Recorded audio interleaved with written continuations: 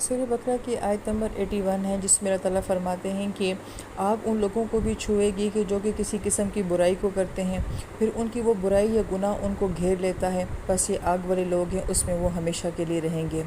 اس آیت مبارکہ کے ضمن میں جو ایک رائے ہے وہ معتزلہ فرقے کی ہے، جو یہ کہتے ہیں کہ انسان اگر گناہ کبیرہ کرتا ہے تو وہ کفر میں چلا جاتا ہے، جبکہ اہل سنت والجماعت کا جو مسلک ہے وہ یہ ہے کہ انسان اگر گناہ کبیرہ کرتا ہے مگر اس کے دل میں سچا ایمان ہے تو وہ کبیرہ گناہ کرنے والا تو ہوتا ہے لیکن پھر بھی وہ مسلمان ہوتا ہے، وہ کافر نہیں ہوتا ہے۔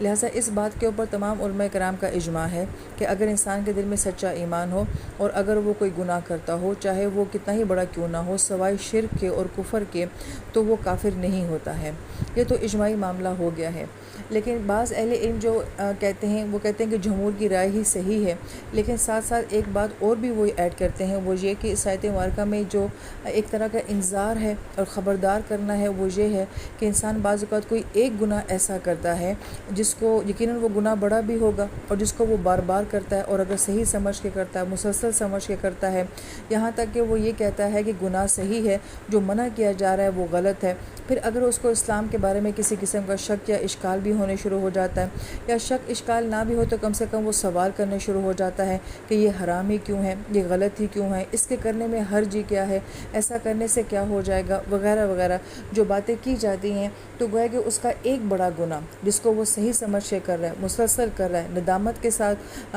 بھی نہیں کر رہا، اور اس کے دل میں شرمندگی بھی نہیں ہے کہ میں ایسا کیوں کر رہا ہوں، تو بعض اوقات یہ گناہ ایسا ہوتا ہے کہ جو کہ انسان کا ایمان اس سے لے جاتا ہے اور اس کو کفر تک جو ہے وہ پہنچا دیتا ہے۔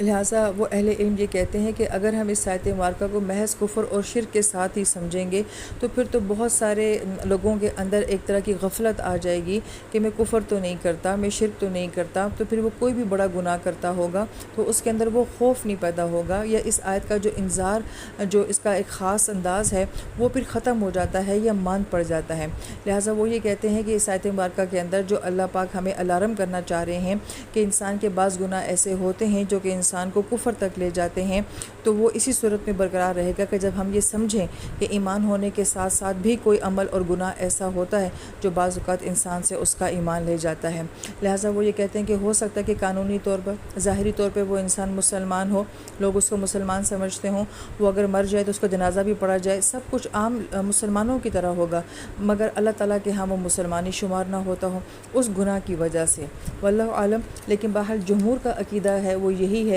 کہ اس آیت مبارکہ میں شرک اور کفر کی بات کی گئی ہے کہ اگر کوئی کفر اور شرک کرے گا تو پھر یہ کفر اور شرک اس کی ہر طرح کی نیکی کو جو ہے وہ گھیر لے گا، پھر کوئی نیکی اس کے کام نہیں آئے گی۔ اور پھر وہ یہ بھی کہتے ہیں چونکہ اس آیت مبارکہ میں ہم فیہا خالدون آیا ہے تو محض کفر اور شرک کی وہ گناہ ہے جو انسان کو ہمیشہ ہمیشہ جہنم کے اندر ڈال سکتا ہے۔ پھر وہ کہتے ہیں کہ اگلی آیت مبارکہ جو کہ 82 آیت مبارکہ ہے، تو اس میں والذین آمنوا وعملوا الصالحات کی بات کی گئی ہے کہ جو لوگ ایمان لائے اور نیک عمل کرتے رہے تو وہ اصحاب الجنہ ہیں، وہ اس میں ہمیشہ رہیں گے۔ تو گویا کہ یہ پچھلی آیت مبارکہ کے ساتھ موازنے کے طور پہ جو ہے یہ آیت مبارکہ یہاں پہ لائی گئی ہے، تو موازنہ اسی صورت میں ہو سکتا ہے کہ پچھلی آیت مبارکہ میں کفر اور شرک کی بات ہو رہی ہو اور اس آیت مبارکہ میں جو ہے وہ ایمان کی بات ہو رہی ہو۔ لہٰذا پچھلی آیت مبارکہ میں جتنا ایک انذار اور خوف کا پہلو تھا، اگر ان اہل علم کی رائے کو قبول کیا جائے کہ انسان کے بعض اوقات کچھ گناہ ایسے ہوتے ہیں جو انسان کو کفر تک لے کے چلے جاتے ہیں، تو انسان کام جاتا ہے کہ کوئی میرا گناہ ایسا نہ ہو کہ میں تو اپنے آپ کو مسلمان سمجھتا ہوں لیکن اللہ تعالیٰ کے ہاں میں مسلمان نہ ہوں۔ اس سے زیادہ خوف والی بات کسی مسلمان کے لیے اور ہو ہی نہیں سکتی ہے۔ لیکن اس آیت مبارکہ میں ایک بھرپور طرح کی امید بھی ہے، کیونکہ آمنوا وعملوا الصالحات جو ہے وہ ایمان اور عمل کی بات کی گئی ہے، وہ فعل کے ساتھ کی گئی ہے، اور فعل میں ہمیشگی نہیں ہوتی ہے، یعنی کہ انسان کا جو گھٹتا بڑھتا ایمان ہے اور انسان کے اعمال جو کبھی وہ اچھے کر لیتا ہے کبھی اسے اچھے نہیں بھی ہوتے ہیں، اور صالحات جو ہے وہ جمع قلت کے ساتھ آیا ہے کہ چند اعمال بھی اگر وہ اخلاص کے ساتھ کرتا ہے، صلاحیت کے ساتھ کرتا ہے، مستقل کرتا ہے، تو اس کے لیے بھی اللہ پاک فرماتے کہ وہ اصحاب الجنہ ہیں، کہ وہ جنت کے ساتھی ہیں۔